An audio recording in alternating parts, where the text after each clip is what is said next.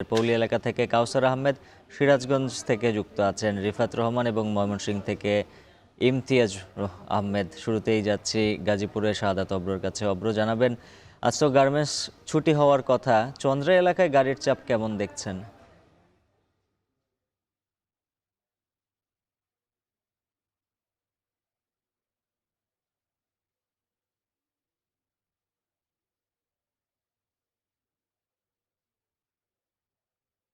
আমি আছি ঠিক যেখানটায় মূলত হচ্ছে গাজীপুরের বলা চলে যে মৌচাক এলাকায় যে প্রান্ত দিয়ে চলাচল করে উত্তরবঙ্গের নানা গাড়ি। এই মুহূর্তে সেই জায়গার কিন্তু বলা চলে ধীর গতিতে চলছে এবং তার পাশাপাশি এখানে আমরা দেখছি যে এক পাশ খানিকটা ফাঁকা থাকলেও অন্য যে পাশ যেটি কিনা চন্দ্রামুখী গাজীপুর থেকে চন্দ্রার দিকে যাচ্ছে সেই দিকের কিন্তু যান চলাচল বলা চলে আমি ঘন্টাখানেক ধরে এখানে অবস্থান করছি, দেখছি যে অনেকটা ধীর গতি বলাই বাহুল্য যে এই পুরো রাস্তা জুড়ে গতকাল রাত 12টা থেকেই কিন্তু এই ধীরগতির যান চলাচল শুরু হয়েছে। সেই যান চলাচলের এখনো কিন্তু যেই গতি সেটি কিন্তু ফিরে পায়নি।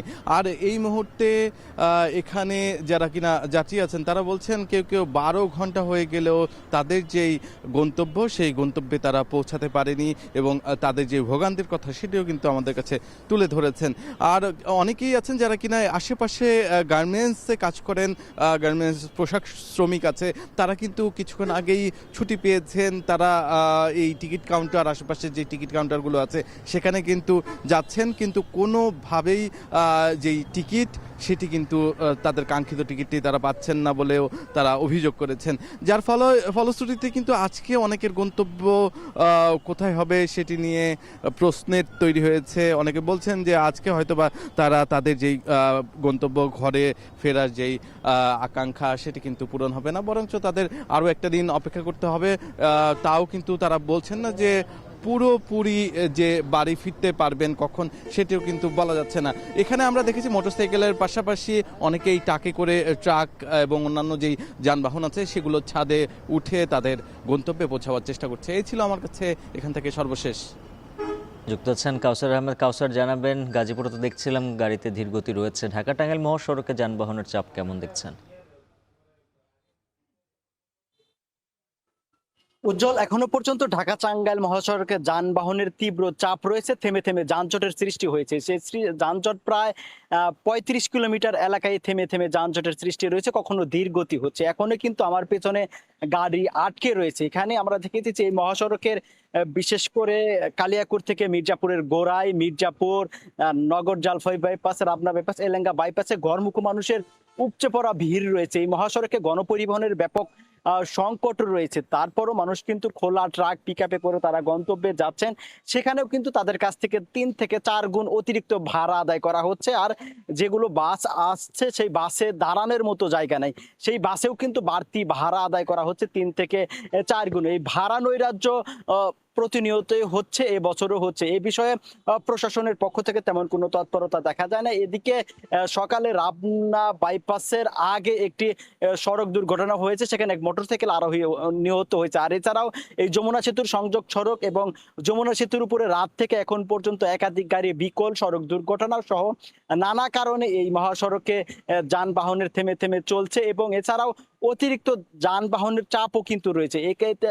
স্বাভাবিক সময় এই মহাসড়কে 18 থেকে 19 হাজার যানবাহন পারাপার হলেও গেল রাত 12টা পর্যন্ত 24 ঘন্টায় প্রায় 52 হাজার যানবাহন পারাপার হয়েছে। এতে টোল আদায় হয়েছে 3,42,00,000 টাকার মতো। সব মিলিয়ে এই মহাসড়কে চাপ রয়েছে। আর এছাড়াও এই মহাসড়কের ঈদযাত্রা নির্বিঘ্ন করতে জেলা পুলিশের প্রায় 8 শতাধিক পুলিশ এই মহাসড়কে দায়িত্ব পালন করছে। তারা বলছেন যে তারা রাত দিন এই মহাসড়কে দায়িত্ব পালন করছে, অতিরিক্ত যানবাহনের চাপ সামাল দিতে না পারে। এছাড়াও একাধিক দুর্ঘটনা ও যানবাহন বিকলের কারণে এমনটি হচ্ছে। আরেকটি তথ্য জানিয়ে রাখি যে স্বাভাবিক সময়ে যমুনা সেতুতে 13 থেকে 14টি যানবাহন পারাপার হয় প্রতি মিনিটে। সেখানে আমরা দেখেছি যে গতকাল এবং রাতে প্রায় 36টির মতো যানবাহন পারাপার হয়েছে 1 মিনিটে যমুনা সেতুতে। তো এই ছিল আমার কাছে ঢাকা টাঙ্গাইল যমুনা সেতু মহাসড়কের সর্বশেষ তথ্য।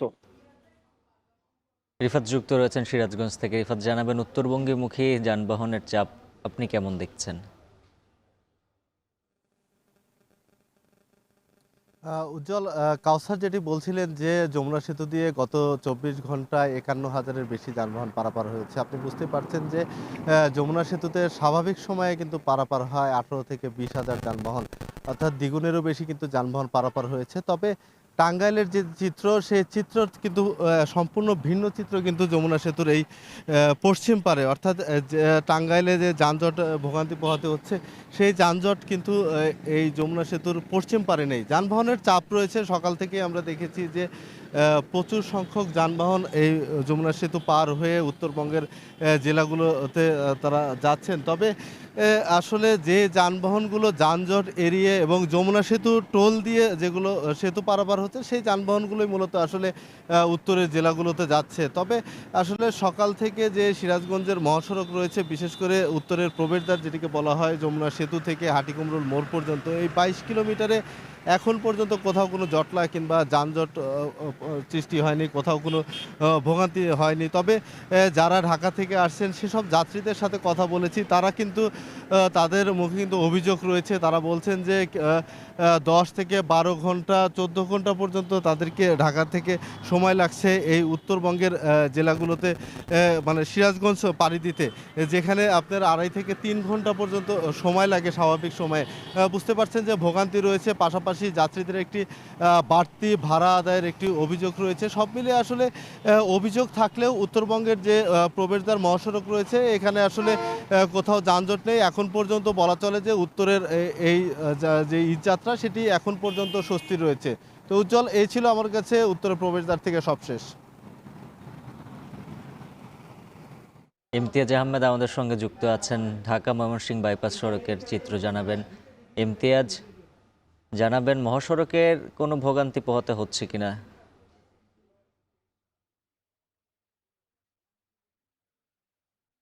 আমরা জানি যে বিশেষ করে টঙ্গীর পর থেকে টঙ্গী, গাজীপুর, বাউনা, ভালুকা এই অঞ্চলগুলোতে গার্মেন্টস সংখ্যা বেশি। সুতরাং গতকালকে তো কিছু গার্মেন্টস ছুটি হয়েছে এবং আজকে কিন্তু বেশিরভাগ গার্মেন্টসগুলো ছুটি হয়েছে। গার্মেন্টস শ্রমিক থেকে শুরু করে যারা ঈদের ঘরমুখী মানুষ রয়েছেন, তারা কিন্তু ঢাকা ময়মনসিংহ মহাসড়কে বিভিন্নভাবে পিকআপ, ভ্যান, অটোরিক্সা, সিএনজি যেভাবে পারছেন তারা কিন্তু আসছেন। সকাল থেকে এই ঢাকা ময়মনসিংহ, এই ঢাকা বাইপাস এলাকায় আমরা দেখতে পাচ্ছি যে যানবাহনের চাপ বাড়ছে, গতিও কিছুটা ধীর হয়েছে এবং বিভিন্ন জায়গায়, অর্থাৎ টঙ্গী থেকে গাজীপুর চৌরাস্তা, মাওনা, ভালুকা, স্কয়ার, মাস্টারবাড়ি এই জায়গাগুলোতে থেমে থেমে কিছু যানজট সৃষ্টি হচ্ছে বলে আমাদেরকে যাত্রী এবং যারা চালক রয়েছেন তারা আমাদেরকে এই কথাটি বলেছেন।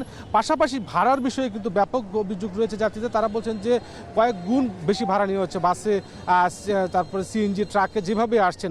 অর্থাৎ এখান থেকে কিন্তু দুটি রাস্তা চলে গেছে, একটি নেত্রকোনা, কিশোরগঞ্জ এবং শেরপুরের একটি রাস্তা চলে গেছে ব্রিজ বাস স্ট্যান্ড এলাকা হয়ে, এবং আরেকটি রাস্তা রহমতপুর বাইপাস হয়ে কিন্তু শেরপুর এবং টাঙ্গাইল এবং বগুড়া উত্তরবঙ্গের গাড়িগুলো চলে গেছে। সুতরাং 4 থেকে 5টি জেলার গাড়ি কিন্তু এখান দিয়ে চলছে, থেমে থেমে যানজট সৃষ্টি হচ্ছে।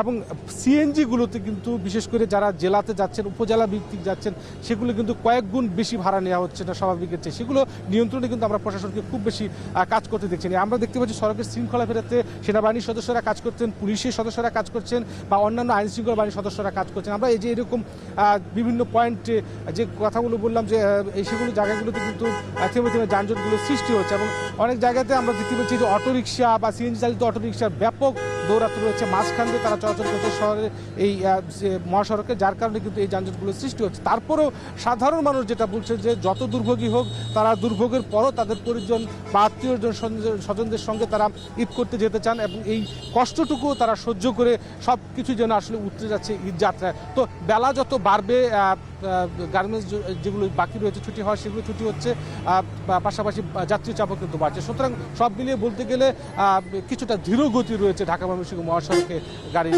সব মিলিয়ে এই ছিল উজ্জ্বল আমার কাছে। ঢাকা ময়মনসিংহ মহাসড়ক থেকে